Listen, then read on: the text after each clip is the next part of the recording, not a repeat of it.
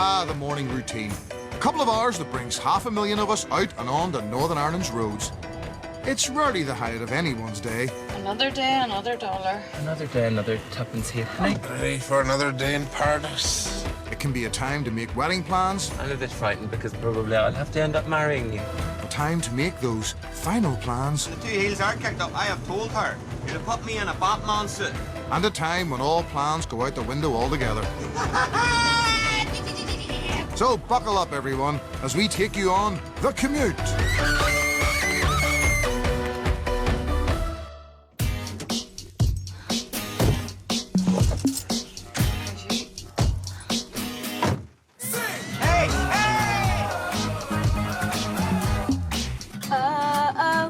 Living on a prayer. Are you sorry we drifted apart? It's raining man. Hallelujah, it's raining man.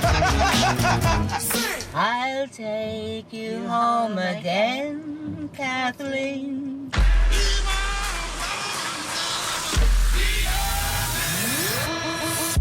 It's all about love for this morning's commuters, and over in Carrickfergus, 11-year-old Leonardo has the whole relationship business worked out.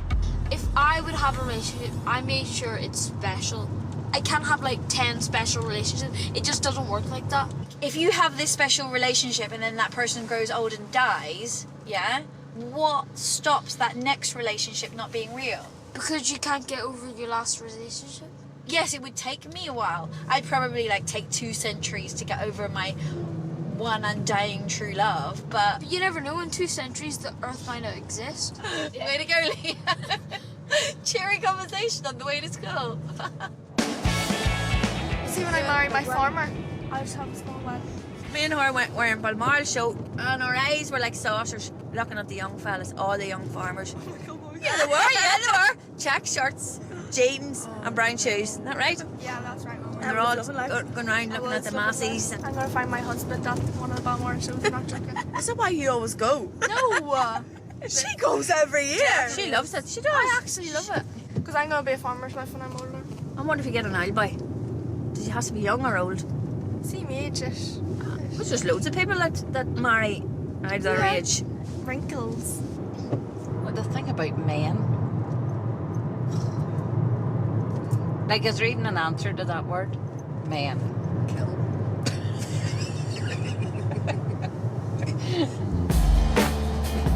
If tradition is not your thing, why not take a leaf out of Janet's book? It's tremendous. I was reading a magazine. There was an article in there about a woman who had fallen in love with a tree, who was called Tim. Tim the tree. Tim. She wants to marry the tree.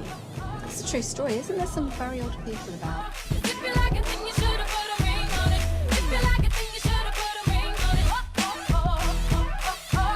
On their way to school in Newton Ards, Bethany and Emily have thought this whole wedding thing through. What age do you want to get married at? Like 20, I don't know, 20.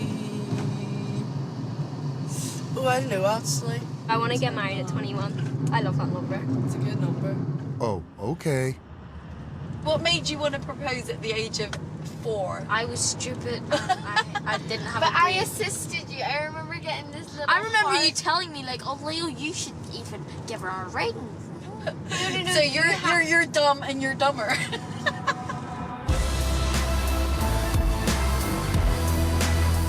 What did you do? Did you propose to the wife, Gordon? Well, I did. We just had a romantic meal and I proposed. You down on one knee? I was in the one knee. She helped me back up. I wouldn't want to hold down one knee and definitely not in public. Like, I'd rather just be like driving and just be like, let's get married. I'm like, alright. No, well, now I don't want that. But at the same time, I hate the thought of like a restaurant in front of loads of people. I hate the thought of somebody clapping at you. No, but see, my thing is, if it's like, you're making a decision that you're going to get engaged, so you're going to get married, like, I wouldn't want to be engaged just to be engaged for like 10 years of my life. Like, there's no point in that, whereas I want to be engaged to get married. In East Belfast, Gary is saying I don't to Catherine's I do. Weddings are good, all those happy people getting married. All committing themselves forever. Till death do us part. Yeah. whole lot of old shit. Oh, no, I don't mean that. Listen, you'd love to be married. No, I wouldn't. You would be married in the morning. No. Would you like to be married? Oh, yes, Would you? absolutely. How big would the rock need to be? Do you think it's anything to do with the rock? I think we're kind of, I think we're getting too late to be quite Yeah. honest.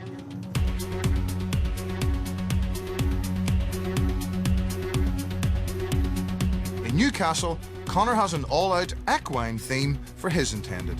How would you propose? Well, I know how she would want me to propose. Well, how would she want you to propose? Well, she's big into horses, like, so it would have to be revolved around that somehow, in terms of getting a whole parade of them to spell out, will you marry me? Sorry for the joke. What else would you say? No. See, if a guy asked me to marry him in Disney, I'd cry so much. I'll just marry like a Disney prince, like one of the fake characters. Okay, you. Of course, many of our commuters have already done the whole proposal thing. Just outside Randallstown, Sid is sharing his romantic side. So, tell me how you proposed to your first wife then, lad. Oh, the first wife? It's a tree hut. That's... Hung around a tree house. Well? Where's like wee teacups and I had a teacup. And I had a ring in it. I just says, look, blah, blah, blah, you know, and that was it. Lovely. Did your husband propose to you long before you got married? I was going out with my husband exactly a month when we got engaged. Oh! My goodness, isn't that wonderful? How did Robert propose to you, Maureen? One night during a week, a Wednesday night or whatever, and he was moving into a new flat in Limavady, and that's where he proposed to me, in the new flat. Yes. And of course, I wasn't particularly, I pretended not to be eager. So I told him I needed time to think of one thing and another. So a few days later, I came back and he asked again, and then I said, well, yes. If you insist, yes, I will. What do you do? It's funny that. So what did he do? Sun was setting to the east. The waves were gently rolling, lapping against the shore. Down bended knee. Children were there. It sort of worries me that the sun's setting in the east. I know, I was thinking about it. Surely it should have been the west. I'm entirely sure where you're at. No, but it was my east. Well, I worked in Newry at the time, and Ian was here and there. And he said he was coming down an evening or something. And I said, sure, it's not your evening to come down. No, I just want to come down. What would he coming down for? I just want to come down, and I don't do surprises, as you know. Nobody can surprise me.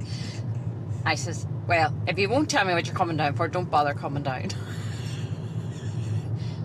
He said, I was coming down to ask you to marry me. Right, okay, come on, head down. And that was after 6 weeks. 28 years later. When you know, you know. There was a couple that lived near my mother, and they had been courting, as they call it in the country. Are you going courting? And anyhow, they had been going courting for 40 years. Oh, and they met every night, and in the country, they only went for a walk. They went all round the place and down, and they walked and walked. Must have been very fit. Yeah, but what do you hear? They walked and walked for 40 years. They did this. And one night, he said to her, do you know what I'm thinking, Maggie? And she says, no. He says, I think we've been walking the roads long enough. He says, I think it's time we settle down together. And that was his proposal to her to get married.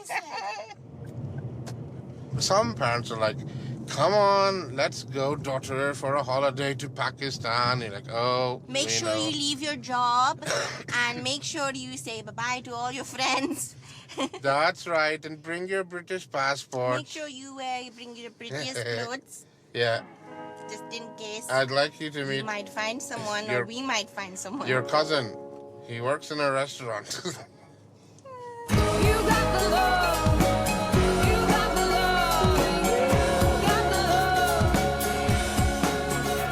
First comes love, then comes marriage. But for Gary in Belfast, there's an uneasy sense of obligation. I'm a bit frightened because probably I'll have to end up marrying you. Well, there's always Yeah, that. I mean, if I don't get you married off soon, I'll maybe feel compelled. Yes, but it would be a charitable act. Yeah, I mean, and I'm you all would about just- the charity. We could have a good day out at least. And the flowers would be like no other. Oh, the flowers would be like no other. And the event styling. I mean, people would talk about it for years. Indeed, it might be in Hello magazine. It would. Or in Belfast, it might be in And I might- Bouchy magazine. And like, what about a wedding? Would you want a huge wedding? I have 2 ideals. Okay. Kind of makes me like, sometimes I'd be like, no, like I don't want to be centered. You know, you're going to be centre of attention because you're a bride. I'm just like somewhere, you know, a 2-day thing, just not local, but just like a couple of hours away, and you go down the night before and stay, like, you know, just some like nice wee cottage or something and have it like that. But then other times I'm just like, shove up people's faces, like why not? What better reason? Those are the ones in work who get married. So like they've had it planned for like years and years. Whereas when Pakistanis get married, like we'll have like the space of like 35 days to arrange from the engagement till the wedding. A lot of Pakistani people just go to find their next potential partner. I remember it was your wedding. One of the like Asian aunties came over and was like, Arissa, seriously, show me the potentials for my son. So I was like, okay, follow me. Okay, table 4, there's 3 people. Table 5, there's 2. It's kind of like they like organize and arrange it. You will get married to this person, and that is the end of the story. I think marriages are maybe a good thing. A lot of people jump into marriages and relationships nowadays. You would know your child. You'd have a fair handle on who the other person was. As long as your intentions were honourable and you weren't thinking some sort of financial reason behind it. People they don't give any kind of gifts. They just give cash, and then the Asians have an accountant counting. This guy gave us 50 quid this year. We have to give him back 50 quid. You know what the heck is Or that like all if about? you gave someone 100 and then their son got married and they slipped 20 in the car. Oh, It's like, wow! Black mark. Burn, yeah. Our white Caucasian non-Asian yeah, friends yeah. are like, when you invite them, they're like, oh, I cannot wait to go for the cultural experience. It's going to be wonderful. And when they arrive there and find out there's a closed bar, there's no alcohol. Sorry, did I not tell you that no alcohol is being... Oh, I'm so sorry. We have Schlur. You know what? Everybody goes to the wedding. All everybody wants is a drink.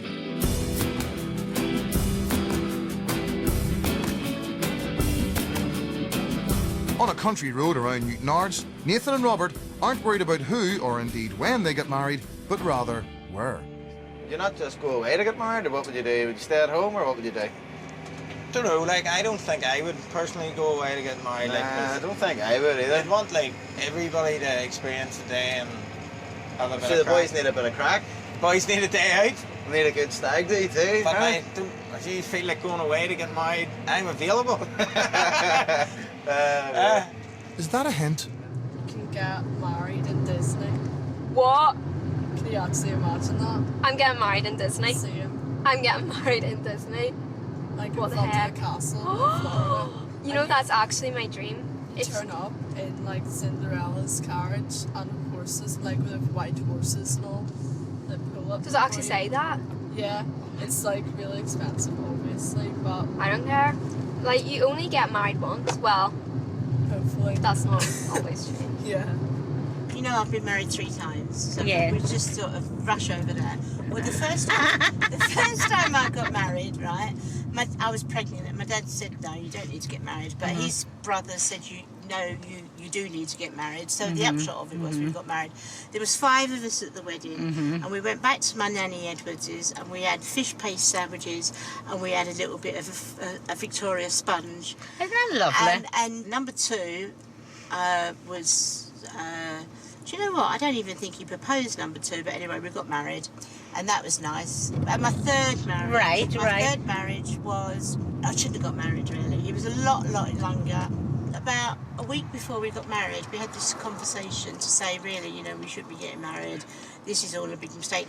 But so many people had put so much effort into it. You had to go ahead. We didn't feel that we could not do it. Let them down, yeah, So yeah. it lasted 3 years. Ah, who says romance is dead? Well, Ashton over in Limavady does. After 20 years, you have your kids up by then, right? Yeah. 20, 21 years. There should be, once you hit that 21 mark, you say, right, and you can go. You don't have to say, I'm leaving or anything else. You can just leave. And that should be in your wedding vows. For better or for worse. Till 20 years or death do us part.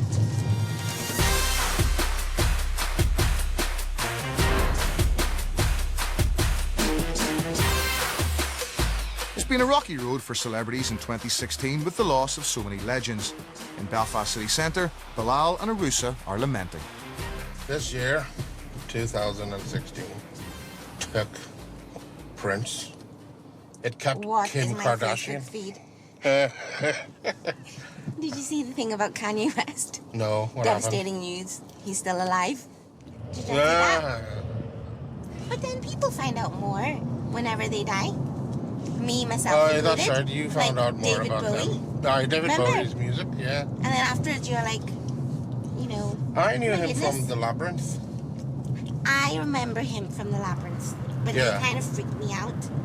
And then Muhammad Ali, you know, like, fair enough, you know, you remember him with his Parkinson's or whatever. Mhm. But then when you see the footage of him when he was like younger, he was gorgeous. There we go. Yes. And you're like, oh, He had everything, didn't he? He had beauty, brains. Ali was some boxer in his day, though, all the same. Aye, Ali was very good. Now, he seemed to have... cocky. Like, but I think he was cocky, you know, but I think he also, you know, seemed to have a good way with people too. What was it he said? Fly like a butterfly, sting like a bee. Aye, fly like a butterfly, sting like a bee. Or float, maybe, lads? On the back road from Lisburn to Belfast, Jerry is killing off people that aren't even dead yet. I was trying to figure out which one sort of affected me the most. Not that really anything should affect me, but... Was it not Salads that affected you the most? Maybe. I was more sorry about... Paul Daniels? Paul Daniels, God, I can't stand Paul Daniels. No, I think it was... Prince? Was it your man Robinson? You know, used to be the leader here, the assembly leader. Peter Robinson, is he dead? He's not dead. Did he not have a heart attack and die? He had a heart attack, but he didn't die. Was he the Sinn Féin leader, Peter Robinson? I thought he was dead. All this talk of celebrity deaths has got our commuters thinking about their own mortality. You know, someday we'll die. And in Uri, a subject that's challenged some of humanity's finest. I would like to believe, Use you for know, once you everything. die, you go up and you meet your family who've died and all. What do you do? Go sit have a cup of coffee with them? I don't think they do. No, There's like- cafe in heaven. Well, I always thought that when I died, I would go to heaven. Mhm. And I believed that you would join your husband. Yeah, mhm. Well, I've divorced 3, so which one would I meet? And to be honest, I really wouldn't want to particularly meet any of them because that's why I divorced them. So in a really serious... Especially if they owed you a lot of money, a load of back money. Tell you a story, sure, about my mother's belief. My granny, as soon as she died, a big smile came upon her face. Your ma's face or her face? She believed that was her going to another place. Oh, well, that's Then I said to Mummy, how do you know she was going to a good place? But she says, well, Granny was like myself. She wasn't, you know, that well behaved all the time and all, but Oh, she right. reckons. Yeah, she believes it. Yeah. See, we're on the subject. What do you think happens to you after you die? Truth. If you were a Christian man, they'd probably be thinking they're going to heaven. Well, No, they probably are going to I heaven. asked you, what do you think? Oh, what do I think? Where I'm going? Into the ground. You know what I think what happens when you die? You know when you're sleeping and you don't realise you're asleep? Yeah. I think it's just like that. When as a Christian, I am not afraid of death. I think it's a normal transition that comes automatically anyway. You accept whatever state you're in, And certainly I have my will made, and they left lots of instructions as usual for my family. I've told them not to be sad, but to be thankful for the life that I had.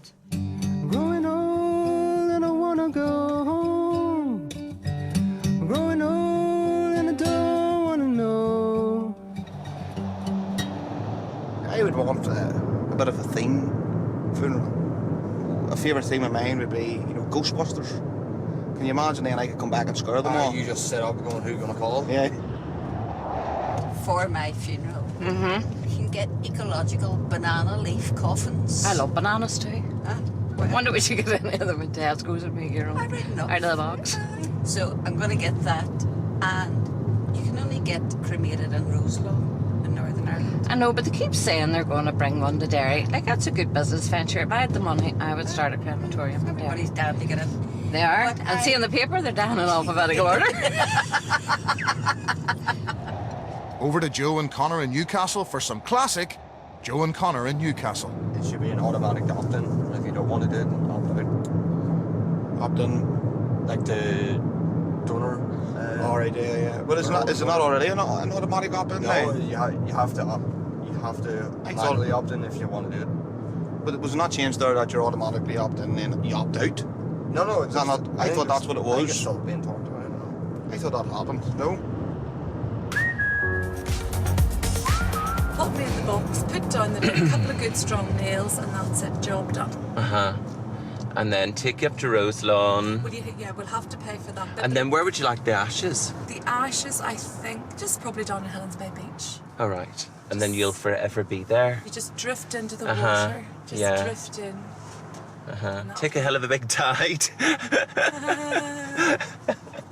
I want to be all coiffured and lying there in state, Would you actually. like your teeth showing or not? Would you like me No. to close your mouth? Or would you like the big teeth?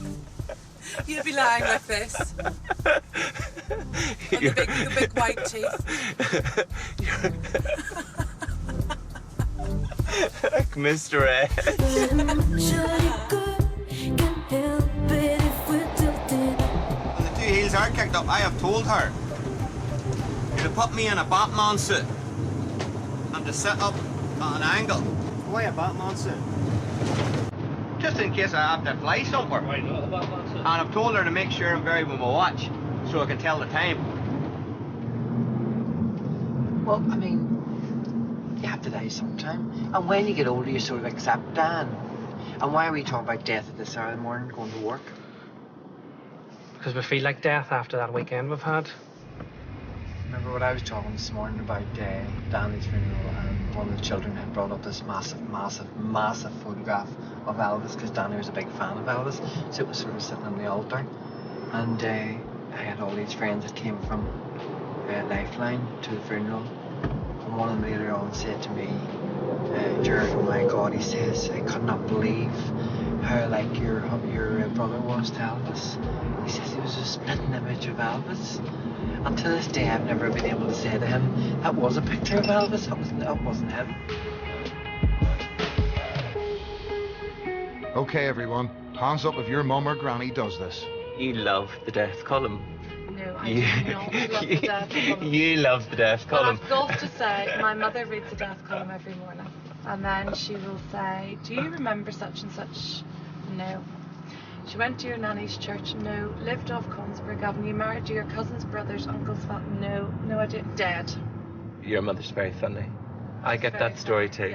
Yes. Dead. With me, it's a wee bit longer though. Remember him that was married on to her, that used to live around there, that used to work in the chippy with the red door, and then they used to go there, and then he was married on to her, but then they had a blue door. Mary. No. Oh, you know No Mary. idea whom you're Dead. talking about. No idea who you're talking. Dead. All they ever talk about in Portadown is death. Every time I go down, my mother has a list of who's dead. Do you remember the time we were up in the graveyard with the last time? And she broke when she started at the grave, at my daddy's grave, breaking. And I thought, oh God, I'm going to die, I'm not even going to let on hear this. And then, could she stop? And then I just said to her, Mummy, are you breaking wind? But when I said it to her, she just went into hysterics laughing and broke more and broke and broke. Then she took and she run from that part of the graveyard right to the other side of the graveyard. The whole way I could see her running up, right across the graveyard, and you could hear the wind coming out of her arse the whole way up to the other side of the graveyard. It was disgusting. Like a machine gun. And all the size of her. Then she was standing at the far side of the graveyard, waving over as if to say, I'm not coming back, I'm embarrassed. It was like a machine gun. If it had been in 1970 something, I had a ducked. That's enough talk about death. Let's leave this commute, and indeed the series, on a high. With their own version of a Queen classic, take it away, the Commute class of 2016. I see a little silhouette of a man. Scaramouche, Scaramouche, can you do the fandango? Galileo.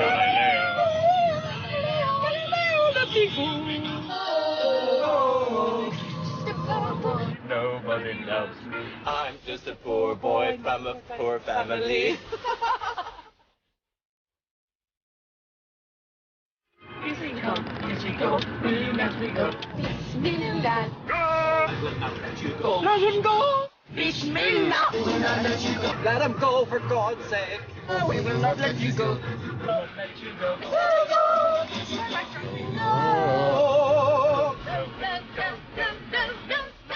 Mamma mia, let me go. Beelzebub, there's a devil put aside for me. For me. For me. For me.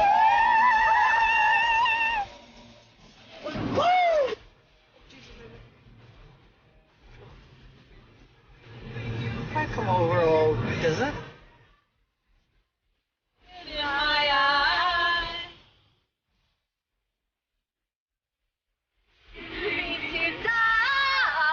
Oh, baby. Don't do this to me, baby.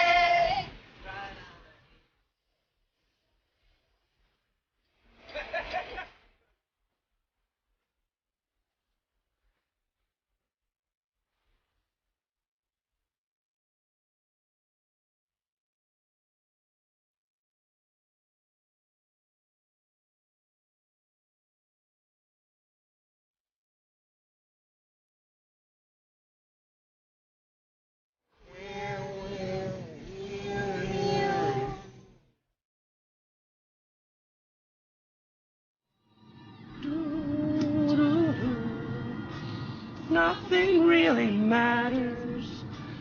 Anyone can see. Nothing really matters. Nothing really matters to me.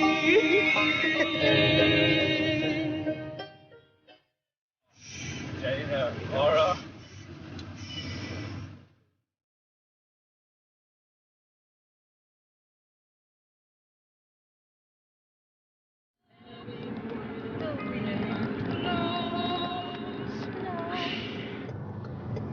That was a bit of crap ending, wasn't it?